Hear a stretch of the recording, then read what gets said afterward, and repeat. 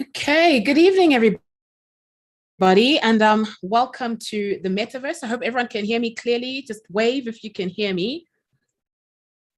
Okay, all right, good, because you can end up talking to yourself if you're not careful. My name is Miss Aura, and I am the manager at DCN Africa, which is a hub of DCN Global.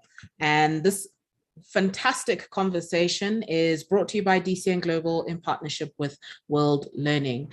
And today we're going to be talking all about the metaverse. What is it, first and foremost? I know a lot of people have no idea what it is.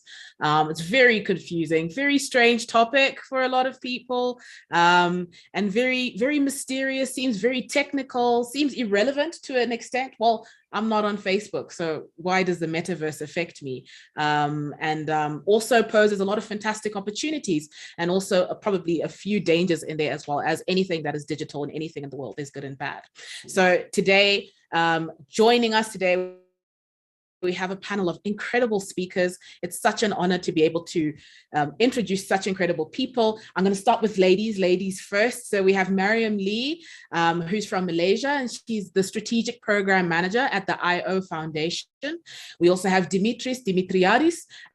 He is from Greece, and he's a digital futurist and an international speaker. We have Larry Kwirirai, who is from Zimbabwe, and he's a digital strategist and writer. And we have Arman, although I like to read it as Arman Atoyan, who is a co-founder, and I will add the chief wizard at Arlupa in Armenia. So thank you so much for joining us. A few housekeeping, please, if you are not speaking, and anyone who's not speaking immediately, please keep your mics on mute. I know you've already done it, but let's just try and maintain this throughout the conversation so as to avoid any background noise where it's unnecessary. Mariam, I know we could expect some fireworks because it's Chinese New Year, so it's fine. It can add like a cool background sound to our discussion because it's going to be explosive like fireworks. See what I did there? Great. And then also, if you do have a question, the chat is open. So feel free to throw in your questions and your thoughts in the chat, and we'll pick them up as we go when it's time for the Q&A. DCN Global will also be there to respond to you and also be able to filter what chats we have. Also, if you identify anyone who may be posting some offensive content, this stuff does happen sometimes, please feel free to alert DCN Global and we will remove them where we can. So let's hop right into it. And I'm going to ask Dimitris, if you don't mind kicking us off, maybe sharing a few thoughts. We're going to ask our speakers to share their thoughts, their perspective on their understanding of the metaverse and what are the implications of it. What does it mean and how do we deal with it? So Dimitris, I'm handing over to you, and thank you so much for joining us this evening. Thank you very much. I will start with a small introduction in order to set the stage of what is this metaverse. So in 1991, the first ever website went live, and it looked just like a page with some text on. A couple of years later, a video went live on another website, a guy speaking about elephants, and fast forward a couple of years, we have YouTubers with a wider reach than an entire news outlet giants. Throughout history in general, technology made jumps that created entire new industries and economies. Another jump is happening right now, and it's called the metaverse. And it will change how everything works. But ever since Mark Zuckerberg made the rebranding announcement, every news outlet out there started to paint out this dystopian future where all of us are doomed to be mindless robots in a cog-like Ready Player One meets Matrix, where the Zax controls everything. And this is the easy narrative to go with, and the one that gets the most clicks. We need first to understand that we will not have just one metaverse, but a multiverse or many metaverses. I will give you some examples. Imagine telling someone a couple of years ago that in 2021, Ariana Grande will tour in Fortnite. However, managed to do that and create a unique experience with a completely new level of interaction. And something similar happened with Travis Scott in 2020. And this type of experiences does really well connecting something from the real world with something from the virtual world, which is very interesting and is happening right across all industries. For example, at the same time, BMW announced a new car, but in Rocket League, a game. We have streaming companies like Netflix making video games. You have video game companies like Riot making Netflix shows. We have software giants like Microsoft buying video game companies. The result is a disruption of how we interact with both worlds. And what is really possible is what exactly is the metaverse. Saying what the metaverse is now is like saying what the internet was back in the 90s. Metaverse is whatever we build on it, and it sits at the crossroad of three technologies: Web 3.0, blockchain, and the extended reality, AR, VR, mixed reality. So it's a combination of these three elements that make it possible. And of course, we need to take a very quick look at three parts individually, starting with Web 3, which is the next version of the internet. And of course, there are more versions of the internet. The internet Web 1.0 look like the website I mentioned at the beginning. It's just a page with a bunch of text and some hyperlinks to more pages with more text, and there is no interaction, there is no user-generated content, pretty much nothing but the text on a screen. Then we have Web 2.0, which is what we currently have now. It's largely community-based. Most of it is a user-generated content, is highly interactive, and you can do a bunch of stuff on a really important things. So, of course, one thing we need to mention is that there is only one thing that you can buy and own in the Web 2, in the internet. This single thing is just the domain name. Just like we own dgcomnet.org, nobody in the world can make another website with the exact same domain. But everything else is owned by corporations. Take this Zoom, for example. Sure, we made the Zoom, we made the recording, we made everything. But if Zoom, the corporation, wants to shut it down, they could just press a button and it's gone, which leads us to Web 3, which is the most important thing that you can do on Web 3. It's own parts of the internet. Everything that you make, buy, or sell on the internet is yours, and you have the full rights. And this happens because of the blockchain, and more specifically because of tokens that are the foundation blocks of value in the metaverse. So you have this way of truly owning something, and you using it in the context of Web 3. Now, what it would be a great way to interact on this metaverse is with virtual reality. When we talk about the metaverse, VR seems to be the only thing people talk about, even though it's just a part of the metaverse until holograms become a thing. Virtual reality is the coolest thing that we have right now, and it's a natural technological progression. So when someone says Facebook is building the metaverse, it's fundamentally wrong, because they don't own the internet or the blockchain or the virtual reality in general. So it's like saying that Apple built telecommunications when they launched the iPhone. And it doesn't really matter what the big companies, Google, Apple, or any other company are doing, because once blockchain technology becomes mainstream, the internet is owned by individuals. So my thoughts on this is that we need to become natives to this new land in order for us to see new opportunities. We need to understand how these are created, and what we do is by getting educated. If we have no idea how these new things work and we quickly dismiss it as a dystopian nightmare, we'll be left behind when the reality, both natural and virtual, hits us. So the good news is we are in the super early days. People are just starting to get educated in this space, and there is a lot of room of growth for this whole new world that will be created. I will end my starting point by just want to call you to create it and build it together.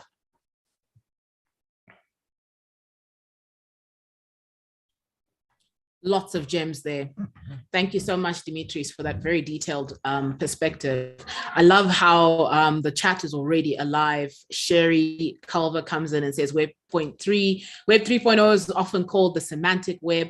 Armin chimes in and says it's also the spatial web. Sibongi Lepukwa also says the precision of simulacra. I hope I said that right. That's I'm not even going to attempt to say that surname, but by a lady called Jean. And so I think we generally have an idea, and I think as we continue to scrape away at it, we'll begin to understand it a lot more. Miriam, I'm going to pull you in next to join the conversation, and let's build on what Dimitris has said. Hi.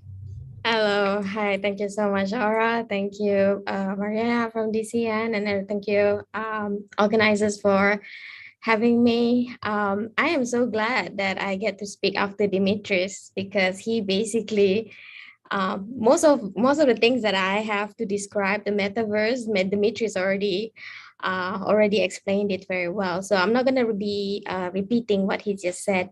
Essentially, I will just add to what metaverses are actually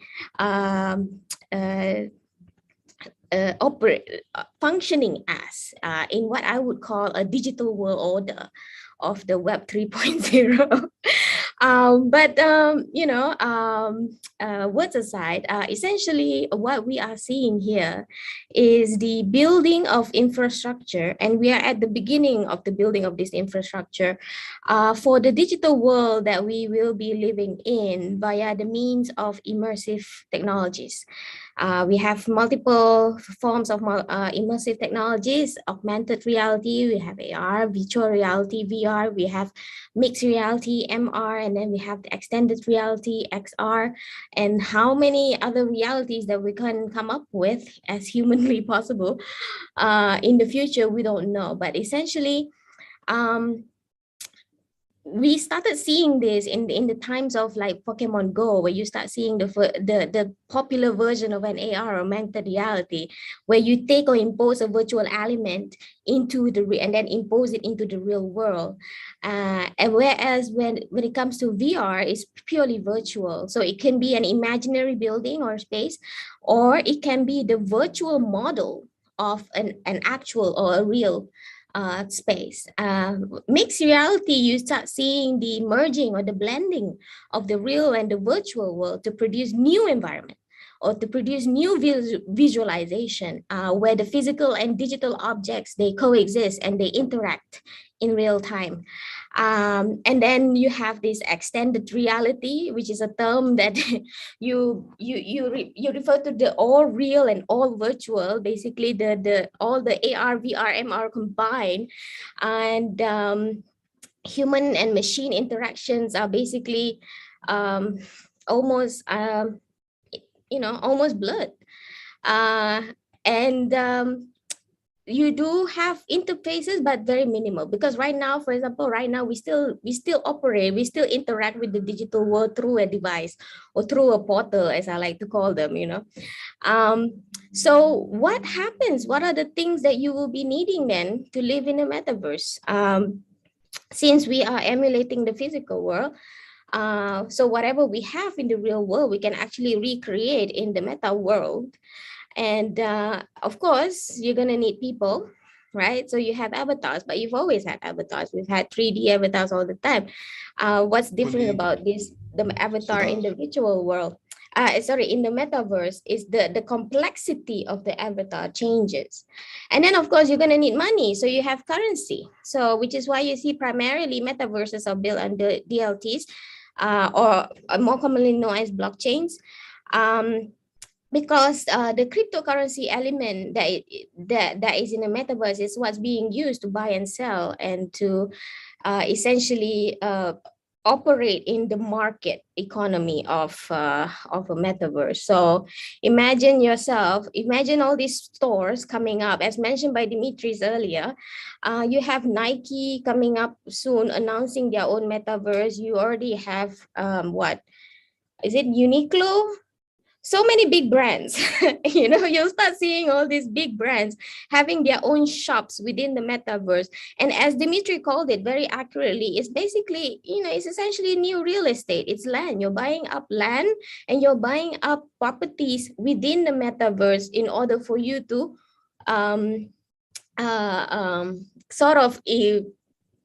create a new revenue stream or create a new market, essentially within a world that is outside of this physical world, but connected to it.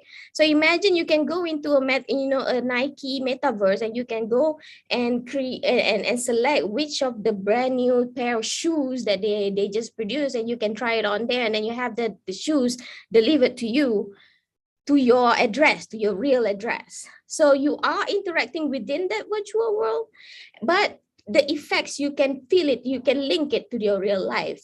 The same thing, you can expect of celebrities, people, if you have a celebrity that you have, you've always wanted to meet, but maybe because of many reasons, you cannot be meeting them, you can meet them in the metaverse. Snoop Dogg is a very, very ardent propagator of the metaverse. You see all the time. But anyway, I wanted to go back to this functionality. Or when you need to operate within the metaverse, you need things like people, you need things like money. So you start seeing currencies popping up, like in Decentraland, the currency is called mana.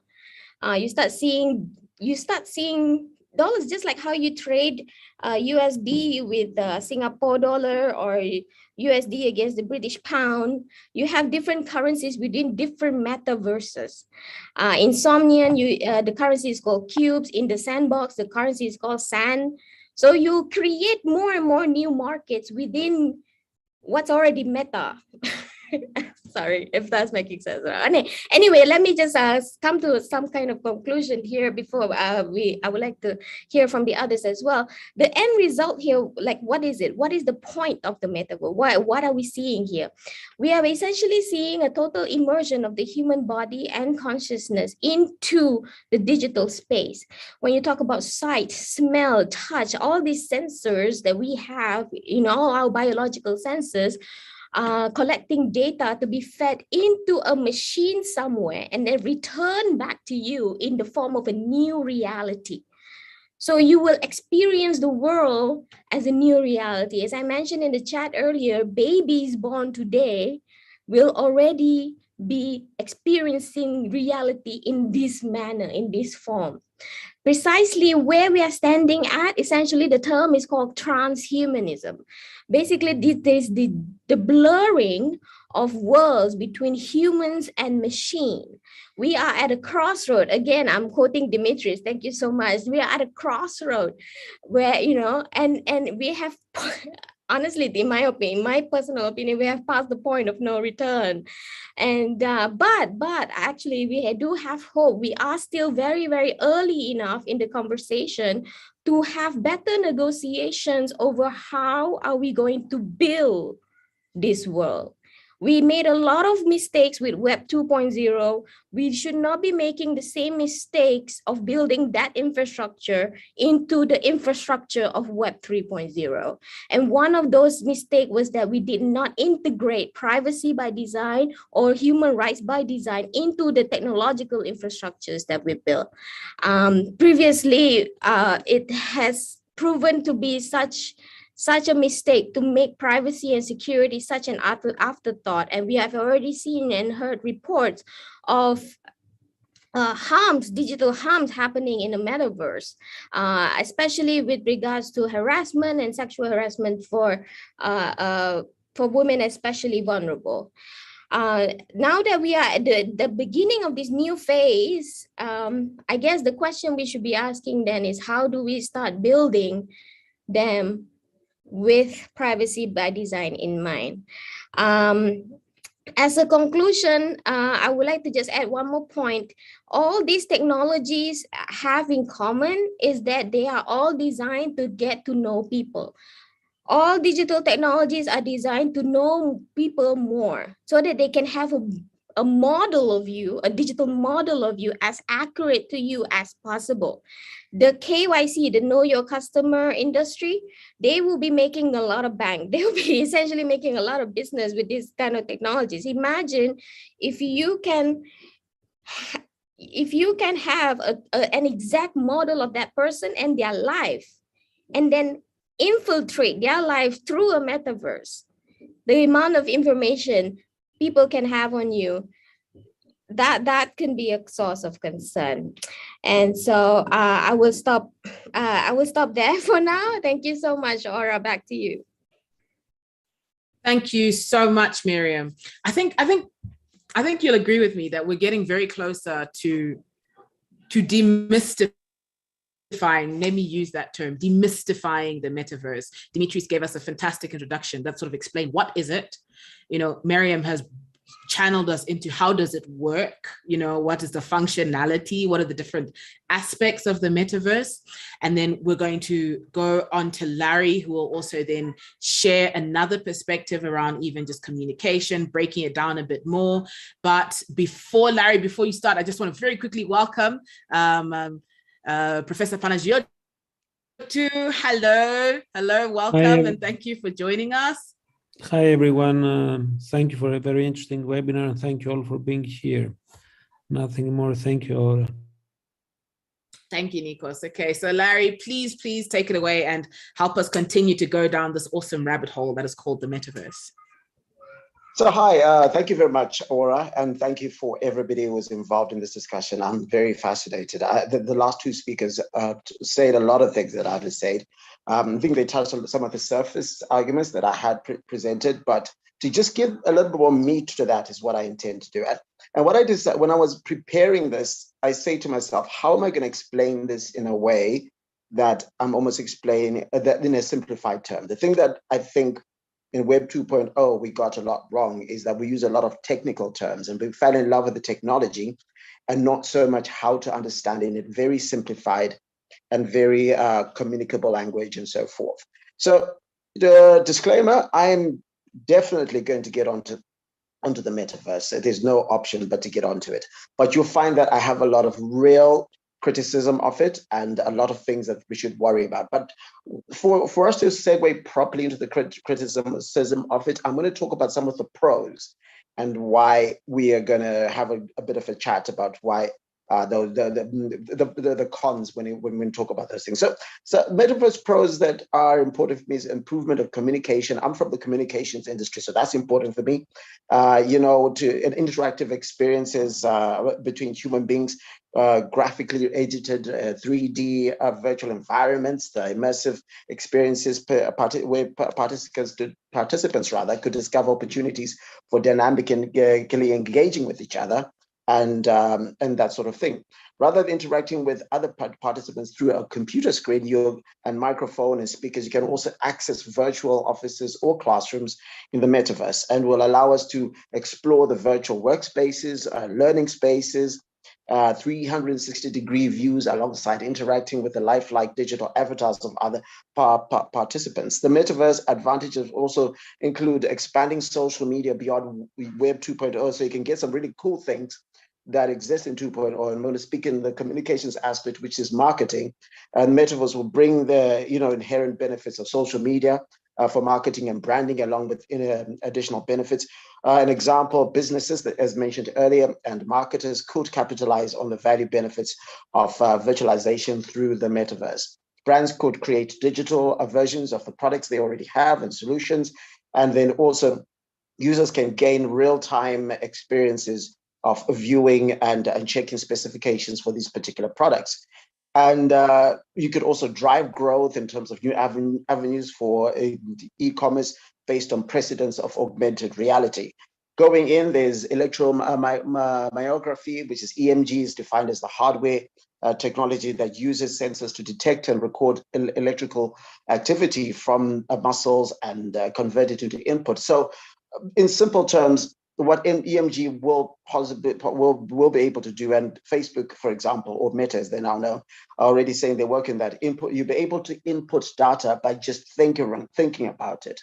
So we're not even talking about you necessarily having to type into a keyboard or even interact with your device.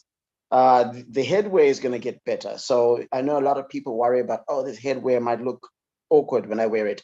Some of it will be able to track your facial expressions and translate them to your avatar online. So when you're speaking to people in a virtual space, the expressions you have in that particular time, sitting in a virtual boardroom, they will see your facial expression as is. So there'll be no opportunity anymore for you to sort of like go into a Zoom meeting and pretend you're doing something that you're not. So now going to the criticism. So former Google chief executive Eric Schmidt expressed concern over these when Meta talked about the metaverse. In an interview with the New York Times, he says, is not necessarily the best thing for human society. And now we must remember this, we're at the nascent point. So it's an opinion, is not gospel truth, as some people call it. It says, you also say that all of the people who talk about metaverses are talking about the worlds that are more satisfying than the current one. That's a big one. So I'm going to come back to that because that's a very important point. He noted that the artificial intelligence of which a lot of the metaverse is built on, he referred to as a giant false god that can create unhealthy and parasocial relationships between people. I'm going to go forward. Like, you know, we look at, it's almost like looking at you separating yourself from the real nature and the real world, and not being unable to separate the real nature and the real world, and the overstimulation of your senses. So we're now living in a world where if we told you that we're outsourcing your internal reality to digital companies, like 5 years ago, when we're talking when Edward Snowden was coming out and saying how invasive technology could get, we're outsourcing our internal reality to digital companies, and because we think that's going to make us feel better. But what in reality, an argument could be said is that it is abstracting us from the real world. Our problem as humans, my argument is that we're not connected to reality enough. And it's become increasingly obvious that we are not, because of our use of disconnectedness to technology. Sometimes we want to have social media breaks and things of that nature, but this will become part of our real life. Everything that is connected to us, this is what is our belief system is going to be about. Now, if this was for good reason, you know, that'd be one thing. But we have realized that in the last 30, 40 years, the evolution of human beings from their specification as citizens to consumers. And so everything that is being done by a lot of people, when you talk about the metaverse, is about how are you going to make money? How are you going to interact in a way that networks you and work in a different way from where you're working right now? And these big companies we're talking about who will build the metaverse are there for the acquisition of profit and power, which means whatever vestiges of altruism that existed before are now just going to be perfunctory gestures. Now, there is the movie trope of the overweight 20-something-year-old who does not leave his mom's basement, is stuck in there and playing video games. That's going to be us. That's going to be everyone. That's going to move to where we think the real world interaction is becoming so underwhelming, because imagine at night you're living the Cinderella life through your augmented reality goggles, whatever the case may be. You end up in a more I don't want to use the word dystopian because it's an easy place to go, because I don't want to think about worst case scenario, but your real world life is going to be so underwhelming, because in your virtual life, you get to meet Snoop Dogg or an avatar of him who's meeting 5,000 other people at the same time. And when you go back to your life, you're just meeting Larry. So it's not as exciting as it was. So we already having real world issues from Web 2.0 rather, where young people are suffering from self-harm, because when they look at their own inadequacies, when they see models on social media, they start thinking of their own inadequacies. So when you go onto social media and you're told that, I can become anything. We already saw it in Snapchat, where young people are going to get themselves operated, facial surgery so that they can look more like the Snapchat filter. Now that escalates to a different world, because a lot of teenagers and so forth don't have realities that have context. Now, these are real world issues. According to Tristan Harris, the president and co-founder of the Center for Humane Technology, he says self-harm and suicide started ticking up in 2009 to 2010. And the ingenuity of social was not the issue. It was because mobile is where resulted in kids taking the technology around with them and carrying them wherever they were going. So whereas they would sit down, get on the internet and go home or out and play, they were now taking all those experiences, the good and the bad, away with them. And the China Institute of Contemporary International Relations, which is affiliated with China's Ministry of State Security, came out and said that while the metaverse is still in early development, we have to think about the new social issues that may arise, which could see teenager development harmed because of how highly immersive it is. It could be exploited by lawbreakers as well to create addictive digital drugs, causing certain people to be disconnected from reality. That's what I talked about a little bit earlier. Now, just to finish off quickly, another thing that is also a worry in this, if you can eliminate a part of humanity you do not want to interact with and you don't want to see, this may give you that opportunity. So if you do not like homeless people or people of a different race or community, you can simply eliminate them from your own experience. In essence, if you want to believe that COVID-19 doesn't exist, then you can choose a part of the metaverse or style of the metaverse or one of the metaverses where it's not a reality. You leave a reality where avoid people and you don't have to resolve any conflicts. And then also then in that reality, who decides what you see? What are the realities? How do they manifest themselves? And how is your individual self being commercially exploited?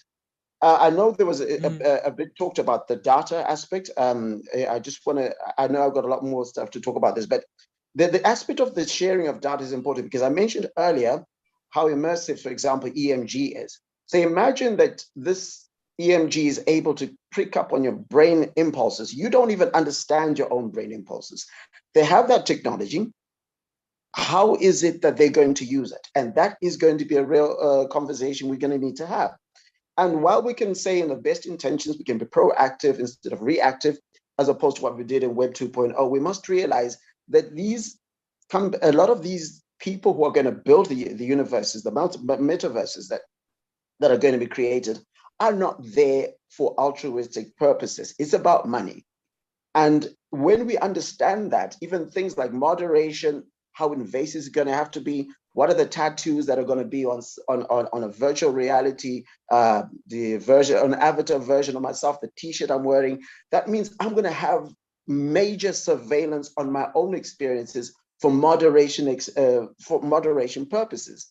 And therefore, how do you deal with that particular aspect where we say we're going to design privacy, but at the same time create safety? And those are conversations that as we build these metaverses, we're going to need to have. I'm going to stop there, and probably when question and answer come, I'll add some of my other points that I'm just sitting out here with. Thank you very much, Aura. Thank you, Larry. I love how, I don't know if anyone else is feeling the same way, but I really love how this conversation is evolving. And I appreciate all the different perspectives that are coming in. There's a lot of food for thought for me. Larry touched on a lot of things. And one thing that sort of stuck out to me towards the end, it all stuck out to me really, but one thing that stuck out to me towards the end is who gets to decide what that reality is, the one that you are experiencing in the metaverse. You know, how is that, you know, defined? And he touched on something that's also sort of leaned on something that we talk about a lot as DCN Global, which is around misinformation and how digital technologies can sort of really change the way we process information, receive information, understand information. And so the metaverse adds a really interesting, you know, layer to that as to a possible problem. So it was very interesting, a lot of cons to consider, a lot of positives as well. Armin, I'm really looking forward to how you're going to sort of round off this conversation now. We've had so many in-depth perspectives. What is your sort of, could I call it a conclusion to what everyone has said so far, or what is your perspective? How would you round up what we've talked about? Yeah, I will try to speak about something that wasn't been talked, and that might we consider as a conclusion. So first of all, I will speak from a side of the creator, because like Science of 2014, when we started to work on the Arlupa is the AR and VR development company. We've been sort of seeing this future, and whenever I was talking different talks, different events, I was telling this is coming. Of course, I was not naming it metaverse or something, but I was saying about the digital future. I was saying about this sort of getting into the virtual space, which is basically happening now. And we are also moving to that direction. So the Arlupa till to now was sort of, we've been calling it Swiss Army knife of AR, because it has like a lot of functionality to display the digital content in augmented reality in our like real world. It was overlaying on like any kind of images. It was showing the AR on different geolocations. And now we are going like, we are moving forward with the avatars, with the spaces and virtual events, which is basically like the other competitors are also running into that space. But important here is to understand why this is happening. We are seeing this, but important thing is to get the philosophy of this. So if we will just like look what's happening within the Instagram, we will immediately understand that for people, it's becoming more and more important how they are looking in a virtual space than in the reality.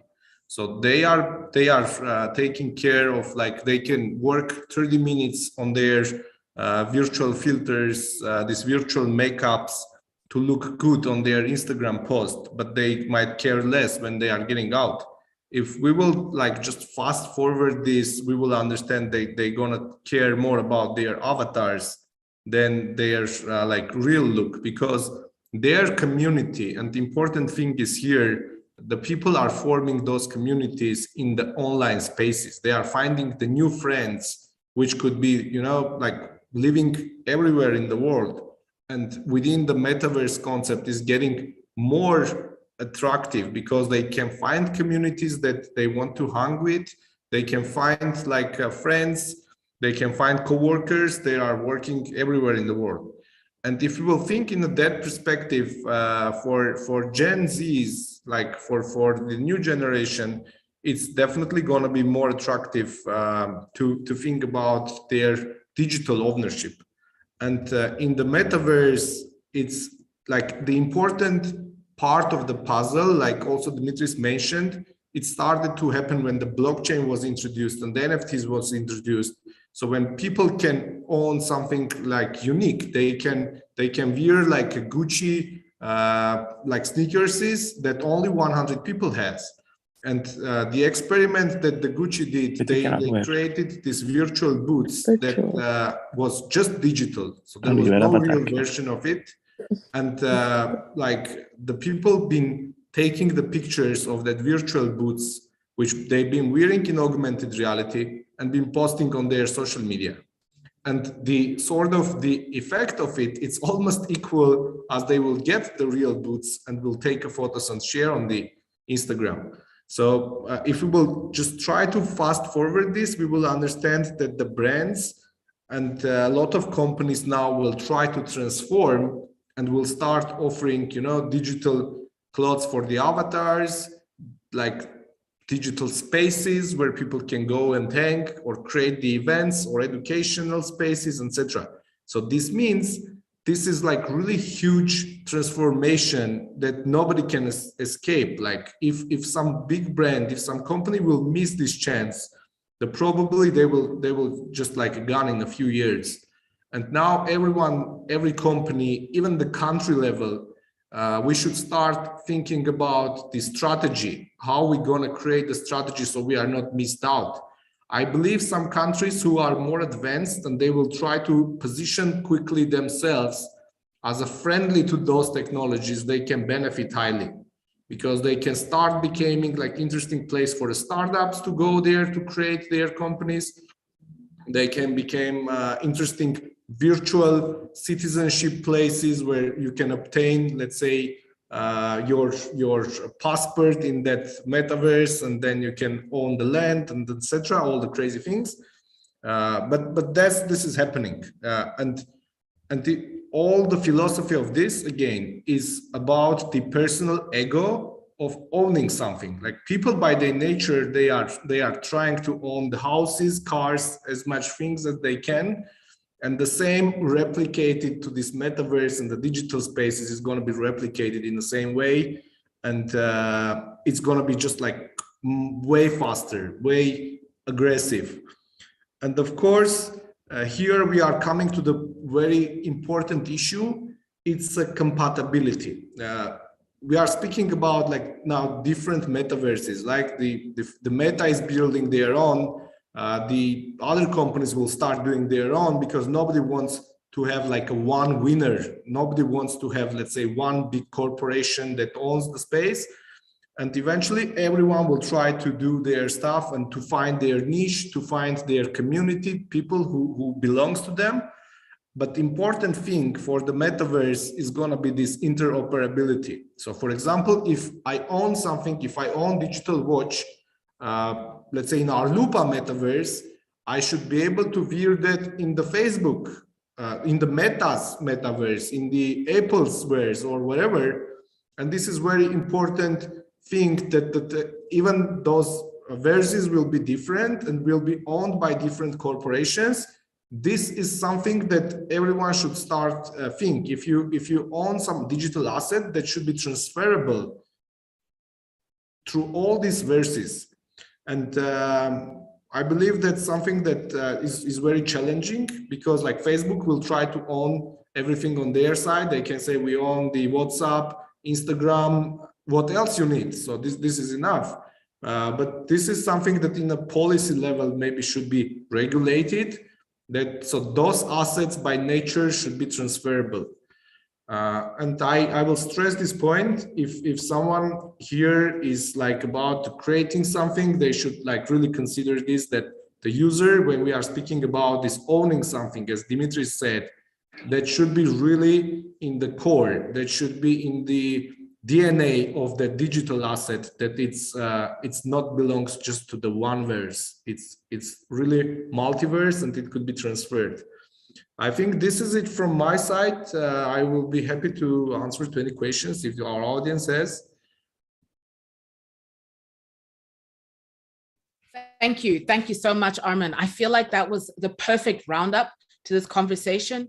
I can't, okay, those are clapping hands. Sorry, I wasn't sure whether your hand was raised or whether you were clapping, but yes, those definitely a fantastic way of bringing this conversation round to complete full circle.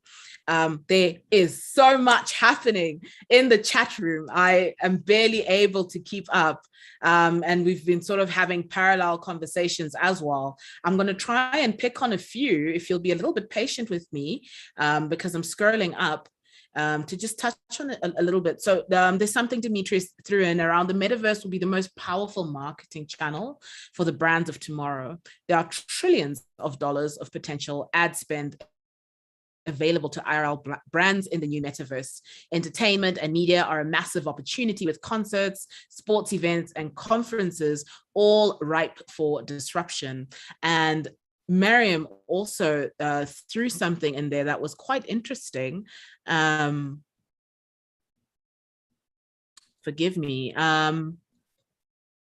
Okay, so the fractured environment you see in a digital environment reflects the fractured environment in the physical world it's modeled on.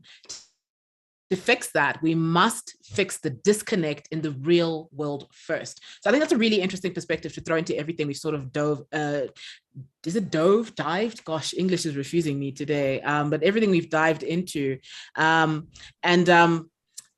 There's also, Spongile also raised something interesting around intellectual property. How does that work in the metaverse? How is that linked to even things like, how do we protect our IP as we enter into the metaverse, where it's like we don't really own anything of ourselves anymore in the metaverse. So who owns it and how do we protect it? And then the conversation around journalism, what does that look like in the metaverse? And can anyone be a journalist? Okay, if they can't, as long as they have a smartphone. It brings us back to the continuous conversation we've been having as DCN Global around, citizen journalism, sharing of information. There is so much to read through. Nikos, I would be really keen, because you've been really quiet. I'd be really keen to sort of hear your perspective and what you've sort of drawn out from this conversation as we pick one or two questions from the room. I was about to write amazing moderator, actually. I just will post it. That's why I was so quiet. Just wanted to ask the following question to everyone. How easy you think it is to regulate this metaverse? And especially now that, we are still discussing about regulating the existing tech giants. Dimitris. Yes, we have three core beliefs, let's say, in the metaverse. We have decentralization, we have transparency, and we have the negative freedom and censorship. We will start by one thing in the metaverse, that code is law. In the metaverse, there is no room for politics. Is a space where people debate something and try to find some kind of a decision.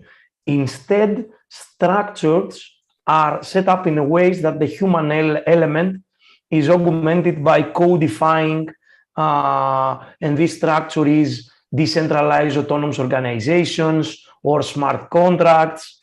So our current web is built around many social and political systems. For example, someone gets a domain, someone else registers the trademark, there are processes, and if I have the trademark and you have the domain, I will hunt you and I will get the domain. These processes are complex and not always fair or equal, and usually are a little messy. So in the metaverse or in the Web3 in general, all about the ownership are based on the tokens. So the tokens are the law, and there are no debate about how the law should be applied. If you own a token in a DAO, in a decentralized autonomous organization, you have the vote. If you don't, you don't. So this belief removes the need of support in traditional systems. So whatever, for example, whatever the contract, a smart contract says, this is what the contract will do. This is the code that it will run. So we are moving to some kind of transactionalism concept. One thing that has to do with politics, in order to sum it up, every technology, every artifact has politics. Some artifacts have political views, others are built deeply in their structure, in the essence of the political views. For example, if you have a gun has the politics of violence built in the design. Okay, other artifacts inherit their politics from people and communities designing and using them. Both of these kinds are very obvious when we are speaking about the metaverse. But metaverse is not a mere technological update of the current web. It's not a patch that we will make some new features, we will fix some bugs, and that's it. We are speaking about a social and political redesign. Sometimes is hard to explain because Web3 services look like very obscure, or we are speaking about DAOs and we say, okay, this is a whole new way. So we need to understand in terms of politics or in terms of the concept of censorship or transparency, that we are already building an ideology and a new structure thing to go to a better way of freedom, to a better way of ownership, to a whole new world, as I said earlier. Great, Dimitris. Larry also raised his hands, and then I will pass it to Aura. It's a very interesting one for me because it's a great question, by the way. But because what it says for me to a large extent is whatever the metaverse is, the religious, ethical, and political dynamics of where people physically are stationed will still be the same. So someone is a Muslim, they're not going to suddenly not change being a Muslim, and therefore the values that they hold will be transported into the new world. So nation states as a system of governance is about 150 years old for all intents and purposes.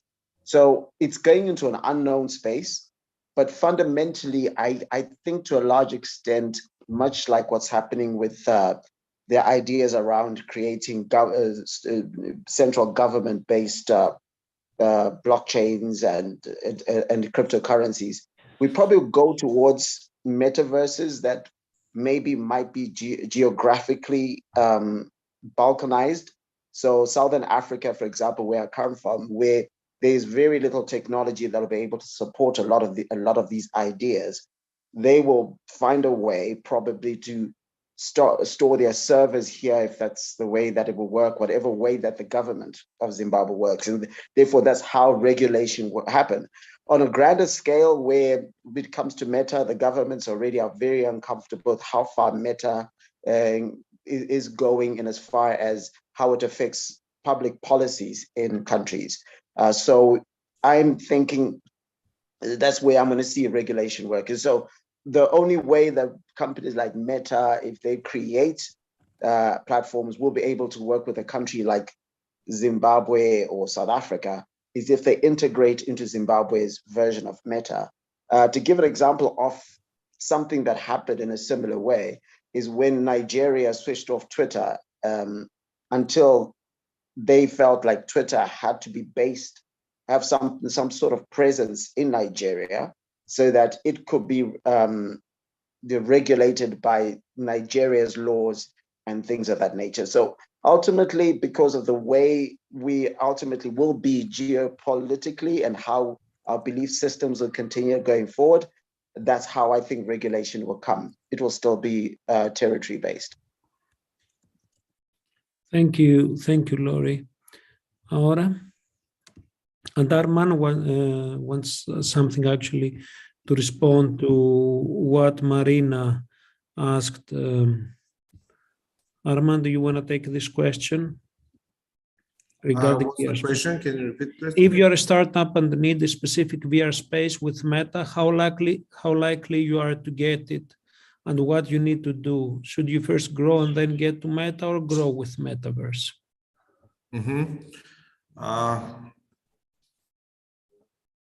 So that's a really good question in terms of like how the startup is planning to do. It depends, of course, on their strategy. And I believe like a lot of things are gonna be in that metaverses, like the same with the NFTs, right? So the many NFTs now are created just in a hype, like all these apes and like many things are created in the hype, but the true side of that NFTs is different.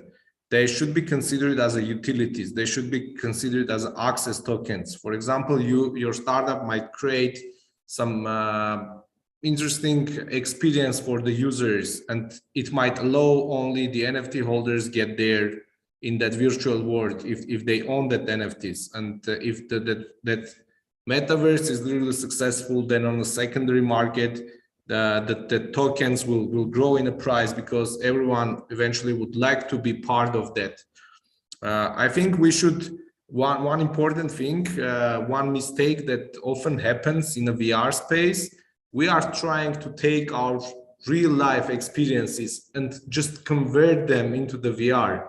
It reminds me the very first experience within the movie camera. When people invented the movie camera, do you know what they've been recording first? They was going to the theaters and they was recording theater performance, and they've been taking that to the other city to show this on the screens as a movies. Then eventually they figured out that so much could be recorded as a movie. They don't need to record the theater performance and to take it to the other city to show. The same is happening now in the VR space.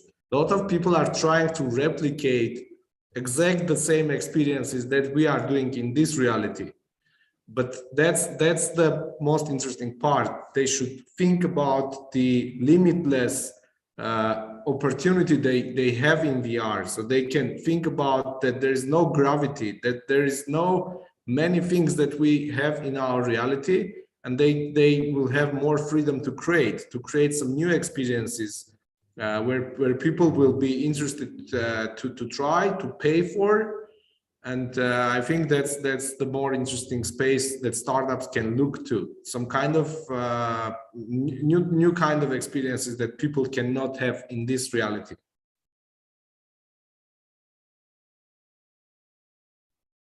That is a very interesting perspective, Arman.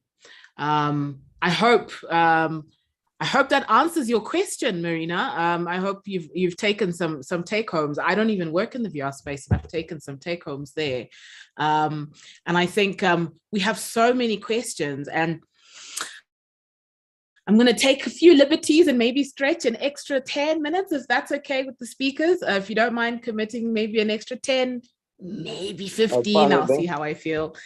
Okay, super. So I think because the conversation really is stimulating, and I also want to give people, because I see that there's a lot of conversations happening and a lot of people trying to connect. So in the next 5 minutes, please take advantage, 5-10 minutes, and please post your LinkedIn links or your Twitter handles or something where we can continue to connect. I think there definitely needs to be a part 2 of this conversation, probably picking up on the different aspects, because it's so broad, the metaverse. It has so many implications, from geopolitical indications to how we handle, marketing and what we take in, to how we interact with each other on a humanitarian basis, and right down to intellectual property, your ownership of your digital property and your rights. So I think there's a lot of conversation still to spin off this. We can call it the introduction, I think, to be safe. I'm sorry for changing the title, DCN Global, but we'll call this Metaverse the introduction, and then sort of dive into a lot of the different aspects, and I'm seeing a lot of agreements to part 2. Thank you. So those who are watching, dear sponsors, please let us do another one. So yes, I'm going to take a question coming from, forgive me, I'm going to take a question, or maybe let me call it a statement, coming from Mariam, which is around, in the words of my world favorite, Francesca Bria, the CTO of Barcelona Smart City Program, an authoritarian government will use technology for authoritarian purposes. A democratic government will use technology for democratic purposes. And I think at the end of the day, that's what it sort of boils down. Everything boils down to that. How the universe how the metaverse universe, gosh, look, I'm already integrated. How the metaverse affects us very largely depends on who we are as people and what our actual intentions are. So intention is going to drive a lot of the technology going forward. As Dimitris did say, and Larry, I think everyone has said the same thing, that it's largely right now about money. Largely about money, about how to make a quick buck, how to generate more revenue. And there's nothing wrong with making more money, but I think we have a fantastic opportunity ahead of us to actually affect change through our intention. I think platforms like Arlupa are fantastic because it allows you to create your own metas, to sort of build with intention. And I think as the technologies begin to grow, things like NFTs, which are largely as well very mysterious to a lot of people, can be better understood. I had a fantastic conversation with a lady by the name of Anita Posh, and she focuses on Bitcoin. And when she was talking about NFTs, she was saying people as simple as writers and fashion designers don't realize how much opportunity they have within the NFT space. So I think that as we continue to move forward, even around misinformation, how journalists use the metaverse and so on, intention is going to definitely define how we sort of move forward in this space. And I would like to sort of give this opportunity, the last 5 or so minutes, to all our speakers to share some final thoughts. Also, I have failed dismally to keep up with the chat and be able to share the chat all across. I do have a question from I will keep up Mustafa, with the chat. though, I see. Thank Next you, time Nikos. I will keep up the chat. Thank you so much. There is one question from Mustafa. So Mustafa, I'm going to give you an opportunity to speak. And then after Mustafa speaks, I would like each speaker, perhaps in the order that you initially spoke in, to sort of share in a minute or so your final thoughts, take homes from this, and maybe something that you want people to remember about this conversation or about the metaverse in particular, or perhaps for what DCN maybe need to consider for our next conversations. If you could just share those thoughts with us. But Mustafa, please do speak up. You can put your mic on and share your question. Hello, can we comment on, or we have to ask question? No, you can comment. Okay, so I would like to talk about philosophy of blockchain technology. And this technology provides... You have 1 minute though. Okay, provide us, influence of third party.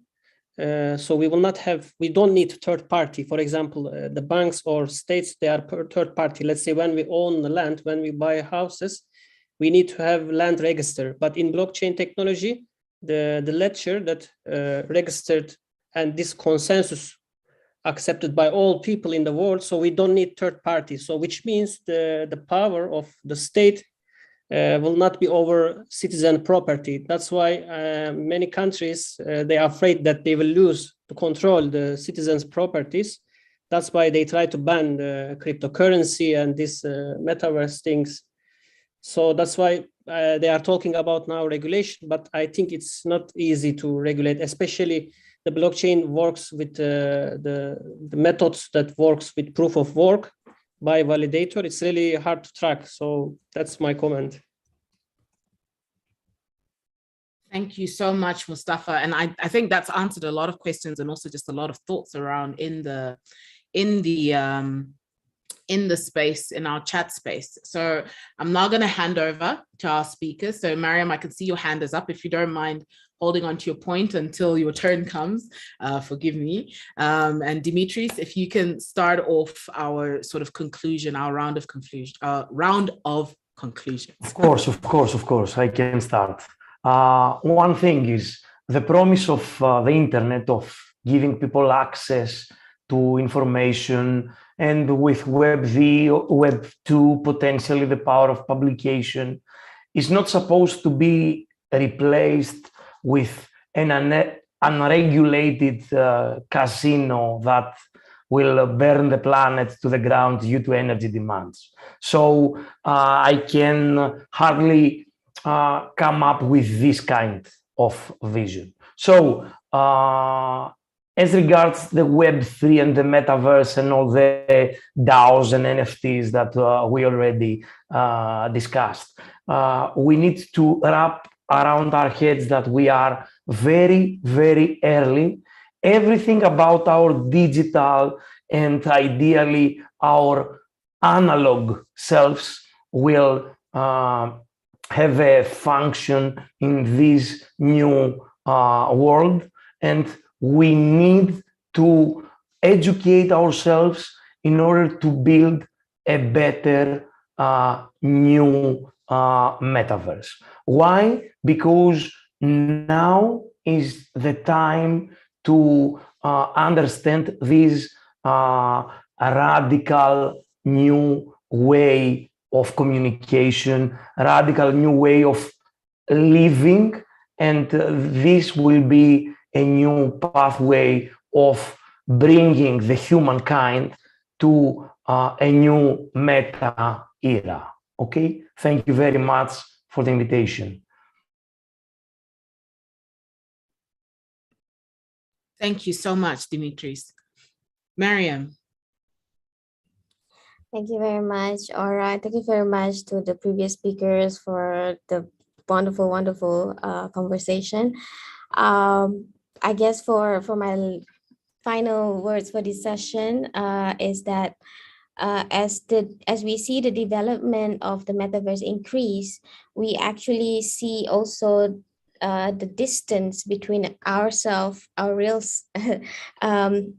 ourselves and the actual reality also increase, right? So we increase that disconnect between ourselves and the real world, and we immerse ourselves more and more in a virtual world.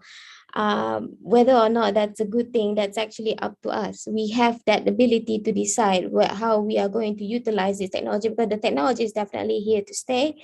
A lot of the structures of the technology is actually not new. In fact, the word metaverse itself is actually not new. It's just a new form of like branding, as Dimitri said, that made it super popular today. Technically, all video games is a type of metaverse. But anyway, it doesn't just end at the metaverse. It is also about all the other technologies that come with Web 3.0, including blockchain technologies, as we have seen with NFTs. Even technologies like NFTs actually have existed for so long. It's basically just something to store your data into. So technically your passport is also an NFT. It's just now it's on a different platform, and it's used differently because now we have different functions as society. We have different political functions to govern ourselves. And so decide first what kind of world we want to live in, whether, even in this world, we decide that first, right? And then we ask for the change that we want to see happen. And we decide first what kind of virtual world or what kind of metaverse we want to live in. And then we build the kind of metaverse we want to live in. Thank you again, everyone, for your time. Thank you so much, Mariam. Larry, your final thoughts. Okay, so maybe my jacket has changed. It's not that I'm an avatar and I just changed my clothes. I just can get a bit nippy here. So this is an inevitable direction in the evolution of the human species. Technology is in the end of the day an extension of us, and technology is our future. Even if some of us may not necessarily agree with the direction that this may take or not take, it is where we are heading. Now, I want to tell you that the pitch is we will be okay, whatever happens. But that whatever happens cannot be something we pretend we have had no warnings about. It's often been said that Mark Zuckerberg, when he created Facebook, did not know that it could change governments. It was responsible for multiple regime change in Africa. And while it was decimating democracies in Africa, nobody cared until it interfered with the United States electoral processes. So for a lot of us in the third world, we're often treated as afterthoughts, even when it comes to things like security and a lot of these things. And I want you to understand that we in Africa are fundamentally going to be most affected by a lot of this. The regulatory framework that a lot of people talk about was discussed in the early days of social media, the early days of Web 2.0. And even then, proponents of Web 2.0 say, no, you can build communities and you can own those communities. And that's how we'll build this new world called Facebook or whatever the case may be. And those promises were broken in the name of commerce and capitalism. And while we sit here and we say, yes, we should all build this thing, the reality of the situation that a lot of the promises that we made will be broken. But how do we create a situation where we avoid failing people at the same level that we did with social media? What is being made to make sure that the large majority are protected from the commercial enterprise that we're talking about? And to finish off, this is not me saying don't get onto the metaverse. This is where it's going. It's not optional, unless you want to be like me and become a hermit at the age of 50 and live in a mountain somewhere. But the reality is, this is where it's going. And what we need to do is have continuous conversations to understand it. And much like going down the road, as much as regulations that may be there for walking down the road, there's somebody who's going to drink, who's going to drive wrong side of the lane, and we're going to get run over. But fortunately, because of 2.0, we know what could happen. Are we willing to do what is necessary? That means the difficult things in as far as regulation. And sometimes it might mean dialing down some of the exciting technology we talk about all the time in the name of protecting people. And with that, I say thank you very much. And where I say from where I come from here in Valawi, I see it with Sasevenza. Take care of yourself.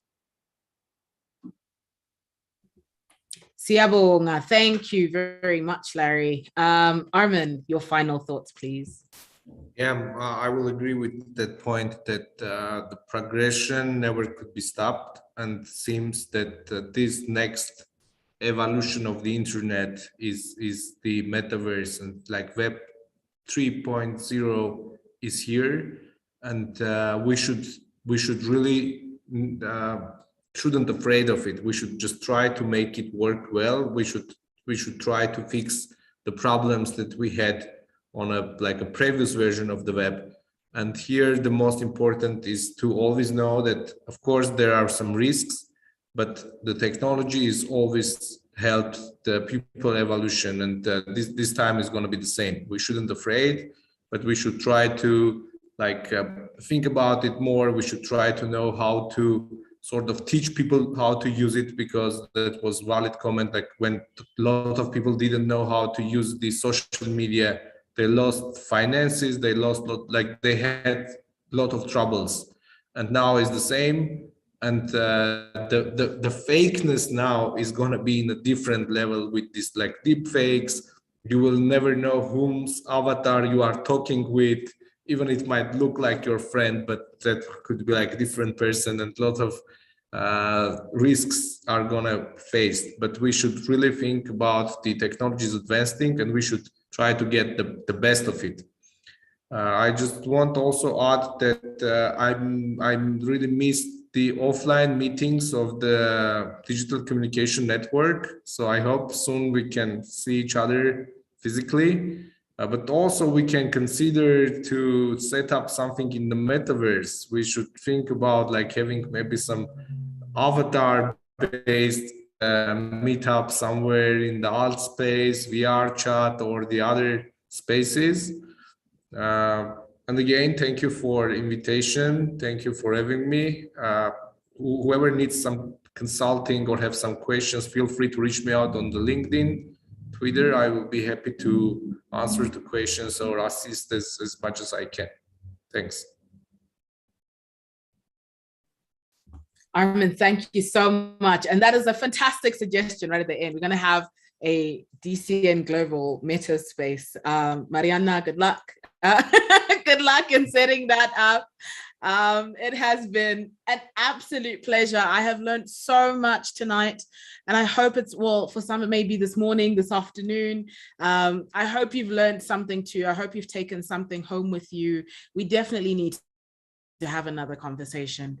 Please do follow us. Please do connect with us, DCN Global. We are here to have these conversations We want to bring everybody together. We have a fantastic network. I'm going to let Nikos share a little bit more about the DCN Global Network in case you'd like to join the network and be part of, you know, what we're trying to do and the conversations we're trying to have. And as Arman rightly said, we do have, well, pre-COVID, we used to have a lot of in-person meetups as well and forums. And hopefully as COVID starts to subside, we'll be able to bring those back again. And also can't wait to welcome you all to Africa as well. Hopefully you guys will be able to come through as well to our beautiful continent and have some great experiences. Please follow us on social media, DCN Global. Please check on the chats. Mariana has shared all our links. So please follow us, and Nikos will share a bit more about the network and how you can connect with us going forward. The network, actually, it is what you have actually seen today. It's a vibrant community, a community that connects people from all around the world with amazing moderators. So a big applause to Aora, with very good organizers such as Mariana, Ala, and who else has been engaged, and very Diana, and yes, and Diana. Exactly, and amazing speakers as well, that we would like to thank them a lot for being part of this amazing webinar. Looking forward for the next one, that it will come in 2 weeks. And keep up with DCN Global. You can find more at DCN Global Net. Be part of our community. We have a lot of exciting projects, initiatives, things that you can correlate with, and most importantly, it is a community that spreads all across the world with many opportunities for everyone. Keep up. Thank you very much, everyone. Thank you. A big applause to our speakers as well. Thank you, everyone. Thank you. Thanks, everyone. You all.